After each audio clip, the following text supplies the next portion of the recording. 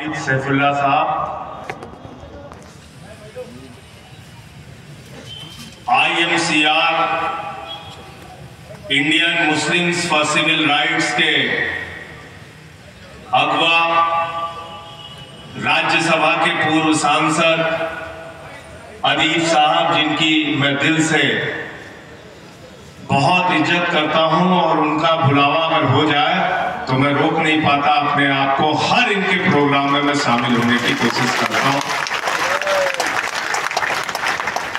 हमारे राज्यसभा के सांसद भाई नासिर हुसैन साहब, लोकसभा के सांसद इमरान मसूद साहब, MLC शहनवाज भाई, हमारे इमाम साहब और समाजवादी पार्टी के सांसद मोहिबुल्लाह साहब, AIM के हमारे MLA साहब, और मैं आप सबका हृदय से आभारी हूं।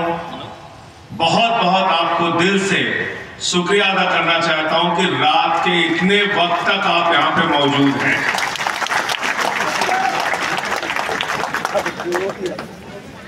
अब ये कानून लाने की जरूरत क्या पड़ी, सबसे पहले तो मैं ये सोचता हूं बात। और जब ये संशोधन बिल आया तो मेरे सामने मीडिया वाले सबसे पहले पहुंचे, बोले संजय सिंह जी, आप आम आदमी पार्टी के राज्यसभा के लीडर हैं, सीधे हाथ की तरफ गए, ये वक्फ बिल संशोधन बिल के बारे में आपका क्या कहना है? मोदी जी की सरकार वक्फ बिल संशोधन बिल लेके आ रही है, इस पे आपके क्या विचार हैं? मैंने कहा ये उसी तरीके से है कि तू कौन मैं खामखा।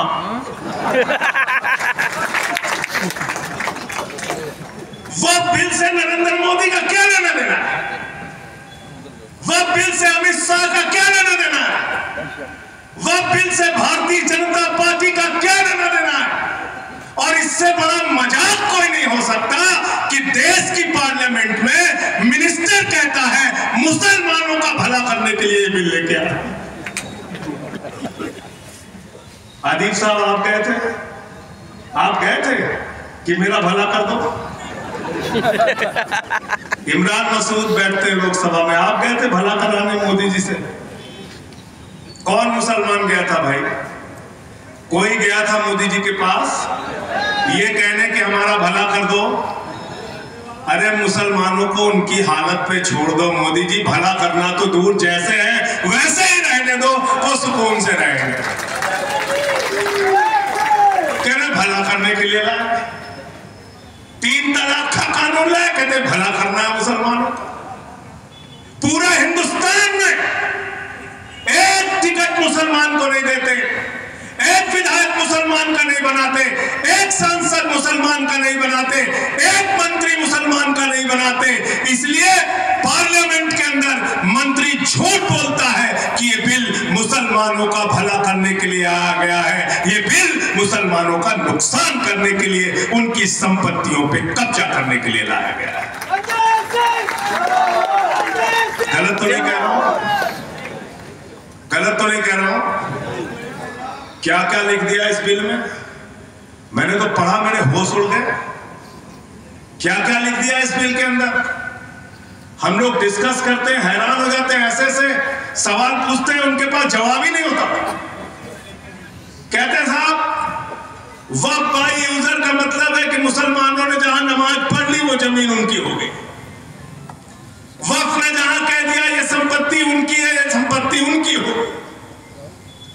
इतना झूठ फैलाते हैं।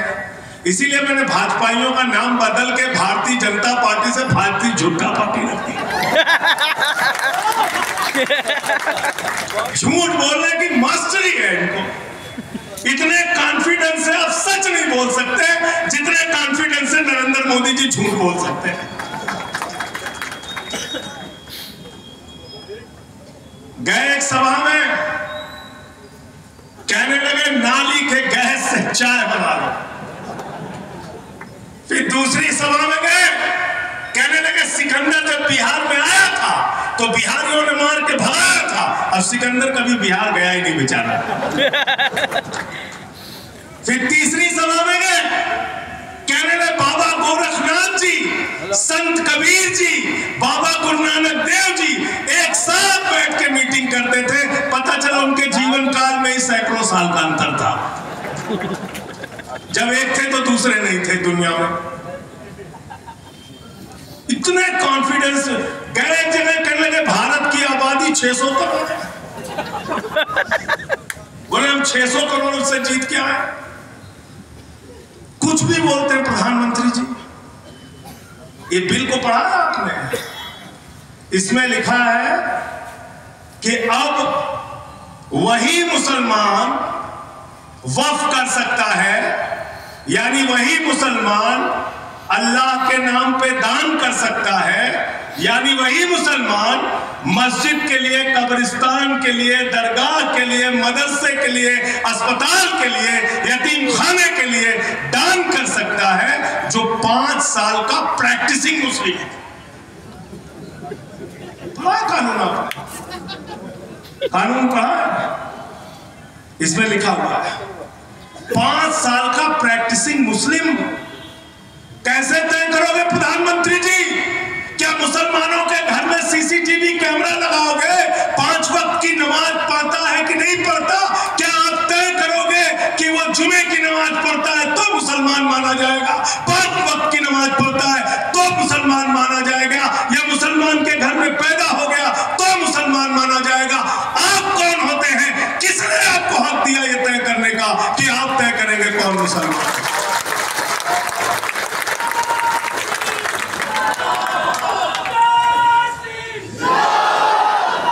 इमाम साहब हैं यहाँ पे, इमाम साहब हैं हमारे, मोहिबुल्लाह साहब, मुफ्ती साहब भी हैं। इमाम साहब थोड़ा मेरी तरफ देख के हंस रहे थे, बोले कि मुफ्ती साहब है, मुफ्ती का मतलब आप जानते हैं? एक भाजपा वाला मेरे साथ फंस गया, टीवी चैनल में बहस कर रहा था मुझसे, कहने लगा शाही इमाम ने इनके लिए फतवा दिया है, शाही इमाम ने इनके लिए फतवा दिया है। मैंने कहा ये भाजपा का बुद्धू है, इसको कुछ नहीं पता, इमाम फतवा देता ही नहीं, मुफ्ती फतवा देता है। गलत तो नहीं कह रहे इमाम, सुल्तानपुर का रहने वाला हूं मैं। तो इसमें लिख दिया 5 साल का जो प्रैक्टिसिंग मुस्लिम होगा वही वक्फ कर सकता है। अब बताइए ये कैसा कानून आप लेके आ गए? दूसरी बात, वक्फ के बारे में तमाम संस्थाएं आई, उन्होंने समझाया, मुस्लिम पर्सनल बोर्ड के लोग आए, उन्होंने समझाया, हम लोगों ने भी कानून को पढ़ा। लड़ने के लिए पढ़ना पड़ता है, जरूरी है पढ़ना। आप भी पढ़िए इस बिल को, जो मौलाना साहब ने कहा, इस बिल को अक्षर सा पढ़िए, रट लीजिए क्या क्या लिखा है इसमें। तो कोई व्यक्ति अगर दान करना चाहता है, वक्फ करना चाहता है, तो वक्फ बोर्ड का इंस्पेक्टर उस जमीन की जांच करता है सबसे पहले। ये जमीन अदीब साहब की है कि नहीं है, नासिर साहब की है कि नहीं है, इमरान साहब की है कि नहीं है, और जांच करके बताता है हाँ ये जमीन इनकी ही है।